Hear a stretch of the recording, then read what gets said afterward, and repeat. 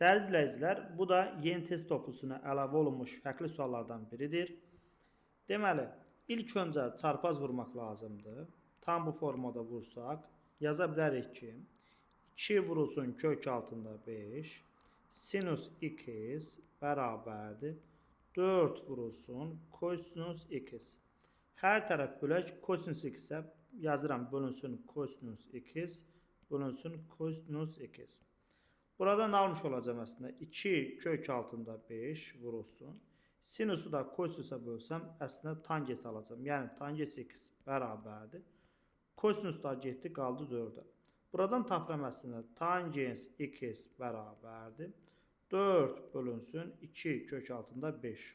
Və 2 ilə 4 x getdi, burada qaldı 2. Yəni tangens x bərabərdir. 2 bölünsün kök altında 5.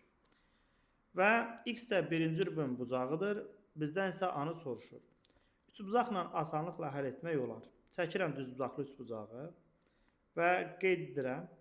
Bu bucağın bizə tangesi məlumdur. Tanges nə idi əslində? Bucağın qarşısındakı katetin bitişik katetə nisbəti. O zaman yazıram nə? 2 bölünsün kök altında 5. Çünki mən tangesi tapmışdım. 2 bölünsün kök altında 5. Pifagor tətbiq edib hipotenuzu tapa bilərik. Qeyd edirəm o zaman 2-nin kvadratı plus kök 5-in kvadratı. 2-nin kvadratı 4, kök 5-in kvadratı 5.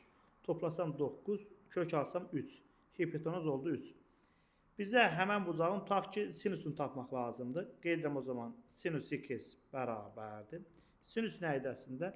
Deməli, bucağın qarşısındakı katetin hipotenuza nisbəti. Yəni o zaman olacaq 2 bölünsün 3. Və 4 bölünsün sinüs x zaten a'ya bərabərdir. O zaman yenidən qeyd edirəm. 4 bölünsün sinüs x, yəni 3'də 2 bərabərdir a'ya. Buradan tapıram a bərabərdir. 4 vurulsun. 3'də 2'yə bölmək 2'də 3'ə vurmaq deməkdir. 2 ilə 4 getdi 2. Deməli a bərabərdir 2 vur 3, yəni 6'ya. Düzgün cavab 6.